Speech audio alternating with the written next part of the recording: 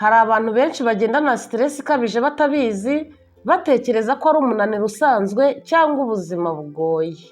Nyamara umubiri uba uri gutanga ibimenyetso bikomeye cyane bigaragaza ko wamaze kwibasirwa n'indwara ya stress. Mu by'ukuri stress si ikintu kibi buri gihe, kuko hari igihe iba ingenzi cyane ikadufasha gukora bishimishije, gutekereza vuba no guhangana n'ibibazo byihuse. Ariko iyo ibaye nyinshi ikarenza urugero ihinduka ikibazo gikomeye, gishobora kugira ingaruka ku mubiri no mu mitekerereze yacu. Ariko inkuru nziza iriho ni uko stress ishobora kwirindwa cyangwa kugabanywa. Muri iki kiganiro rero turaza kurebera hamwe ubwoko bwa stress, ibiyitera, ibimenyetso bikwereka ko stress yawe yamaze kurenza urugero, tugaragaze n'uko wayirwanya mu gihe yakugezeho, tunagaragaza uko wayirinda mu gihe itarakugeraho. Kurikira ikiganiro cyose kugeza ukirangije ndabigushishikarije, kuko hari igihe wakwisangana bimwe mu bimenyetso tugiye kuvuga, maze ugahita umenya icyo wakora ngo wirengere. Njye tugiye kubana muri kino kiganiro, ndabasuhuje kandi mbahaye ikaze. Nitwa Miriam. Naho mu kanya.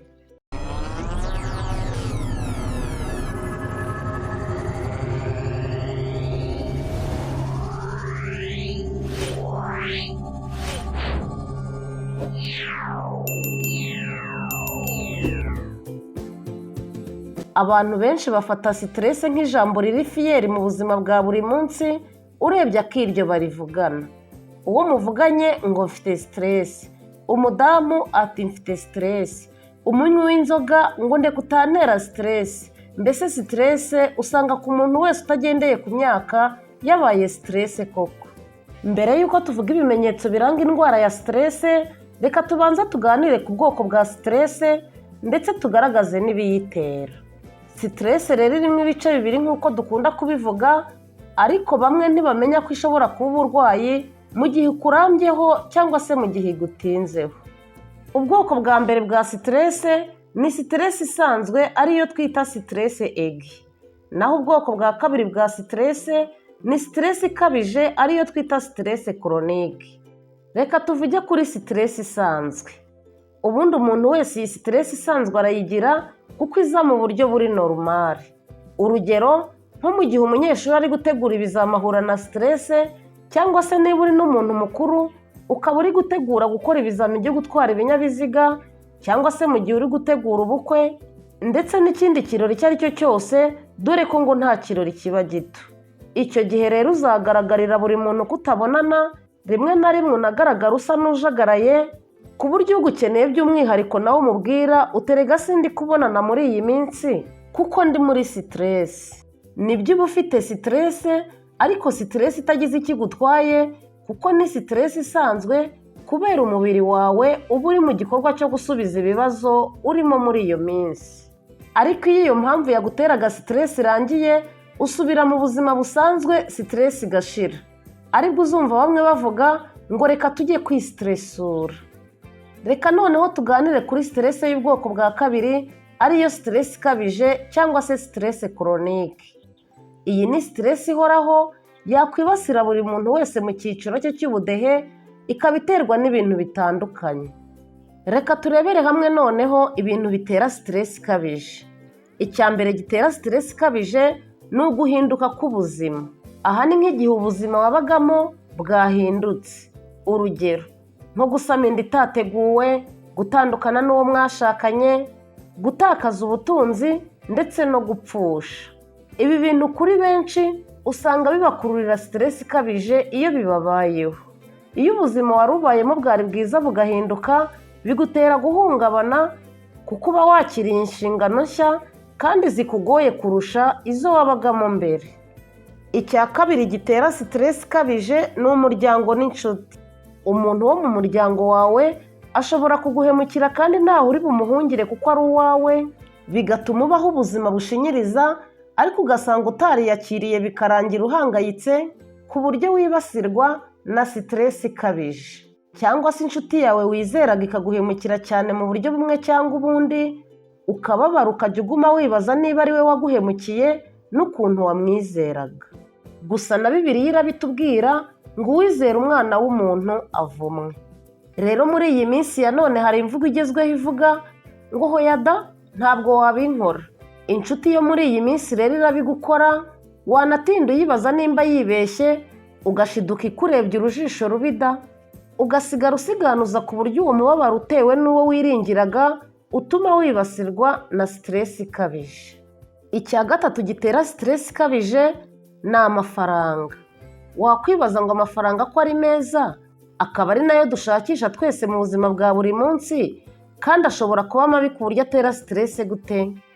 Ntiwaba umukire udafite amafaranga nibyo, ariko ibibazo by'ubukungu usanga ari byo byibasira abantu benshi, kuko buri wese aba yiruka kuri ayo mafaranga. Rero iyo umuntu yinjiza amafaranga ariko ugasanga ntahagije mu byo akenera mu buzima bwa buri munsi, usanga ahora ashakisha uko yakongera ayo mafaranga yinjiza, maze bigatuma adafata umwanya wo kuruhuka. Urugero rufatika naguha, hari abava mu kazi kamwe bajya mu kandi ku mugoroba ngo babone ayo mafaranga bifuza yahangana na bezuwe zabo zibarenze cyangwa se ibibazo bafite biri ku rugero rwo hejuru. Ibi rero akenshi nibyo biba imbarutso ikomeye yo kwibasirwa na stress ushaka amafaranga. Icya kane gitera stress ikabije ni akazi. Ushobora kugira umukoresha uguhoza ku nkeke bikagutera stress, cyangwa se ugasanga ukora ibintu bitari mu bushobozi bwawe, utinya ko umukoresha kwirukana maze ugatakaza akazi. Ibyo nabyo nta kindi bigukorera uretse kugukururira kurwara stress ikabije. Icya gatanu gitera stress ikabije ni ibibazo by'ubuzima. Urugero ni nk'indwara zikomeye zabaye akarande ku muntu, akananirwa kwiyakira bikamubera umutwaro akiheba, maze bikamuviramo kwibasirwa na stress ikabije. Reka turebere hamwe noneho ibimenyetso uzibonaho ukamenya ko wamaze kwibasirwa na stress ikabije. Ikimenyetso cya mbere ni ukwibagirwa cyane. Niba ujya wibagirwa cyane bimwe mu bintu byari bisanzwe mu byo ukora mu buzima bwa buri munsi, mu rugo cyangwa se mu kazi, nta kabuza ufite stress. Ni ukuvuga ngo kwibagirwa ni ikimenyetso cyihariye kigomba kugutera kwisuzumisha, kuko byanze bikunze wamaze kwibasirwa na stress. Ikimenyetso cya kabiri ni ugusinzira nabi cyangwa se kubura ibitotsi. Iyo ufite stress ikabije ubwonko buba bufite ibitekerezo byinshi, bugahita butangira gukora cyane, bityo igihe cyo kuruhuka ubwonko bwajyaga bugira kikagabanuka, bigatangira gutera ibibazo mu gusinzira, maze ingaruka ziterwa no kudasinzira neza zigatangira kukwibasira, ukinjira mu mubare w'abarwaye stress. Naho ikimenyetso cya gatatu kikwereka ko wamaze kwibasirwa na stress ikabije ni ukubura ubushake bwo gukora imibonano mpuzabitsina. Yego, stress si yo ndwara yonyine ishobora kugutera kubura ubushake bwo gukora imibonano, ariko ni imwe muri zo. Iyo uyihuje n'ibindi bimenyetso kimwe cyangwa bibiri mu byo tumaze kuvuga, nta kabuza uba waramaze kurwara iyi ndwara ya stress. Ikimenyetso cya kane kigaragaza ko umuntu arwaye stress ni ibibazo by'imihango ku gitsina gore. Iyo urwaye stress ikabije uri igitsina gore, usanga imihango yawe itangira guhindagurika cyane, rimwe na rimwe ikanahagarara cyangwa se ikaza nabi. Naho ikimenyetso cya gatanu kikwereka ko wamaze kwibasirwa na stress ikabije ni uguhumbaguza cyane ku maso. Umuntu urwaye stress iyo umwitegereje mu maso ntashobora gutumbira ahantu umwanya munini, cyangwa ngo murebane akanya muvugana atari guhumbaguza. Ikimenyetso cya gatandatu kikwereka ko wamaze kwibasirwa na stress ikabije ni impinduka mu gifu. Ubusanzwe iyo umuntu agize ubwoba cyangwa hari ikintu gishimishije kimubayeho, ukunda kumva mu gifu hari ibintu bigendagendamo, cyangwa se rimwe na rimwe ukumva bivuga. Ibyo rero ni kimwe mu bimenyetso bikomeye byerekana ko wamaze kwibasirwa n'indwara ya stress ikabije. Iyo urwaye indwara zo mu rwungano ngogozi nko kwirukanka, bimwe benshi bazi ku izina ry'agakanzu, cyangwa se ukaba urwara izindi ndwara z'amara, usanga ibimenyetso byazo byiyongera mu buryo bukabije mu gihe ufite stress. Mu gihe cyose wumva mu rwungano ngogozi rwawe hari ibyahindutse, cyangwa se niba ukunda kugira constipation cyane, ukaba ufite n'ikindi kimenyetso kimwe cyangwa bibiri mu byo twavuze cyivangamo, nta kabuza umaze kurwara stress ikabije. Biragaragara ko stress ari igice cy'ubuzima bwa buri munsi, ariko ntibivuze ko igomba kutuganza cyangwa kutwangiriza ubuzima. Nk'uko twabibonye, iyo stress imaze kurenga urugero, igira ibimenyetso bitandukanye nko kunanirwa bihoraho, kubura ibitotsi, guhangayika bikabije ndetse no kutishimira ibintu wari usanzwe ukunda. Ibi si ibintu byo kwirengagiza kuko umubiri uba uri kuguha sinyare y'uko ukeneye kwiyitaho. Gerageza gufata umwanya wo kuruhuka niyo yaba ari iminota mike ku munsi, witoze kuvugana n'abantu wizeye kuko gusangiza ibitekerezo byawe abandi bigabanya umutwaro mubi wihishe mu buzima ukaburemerera.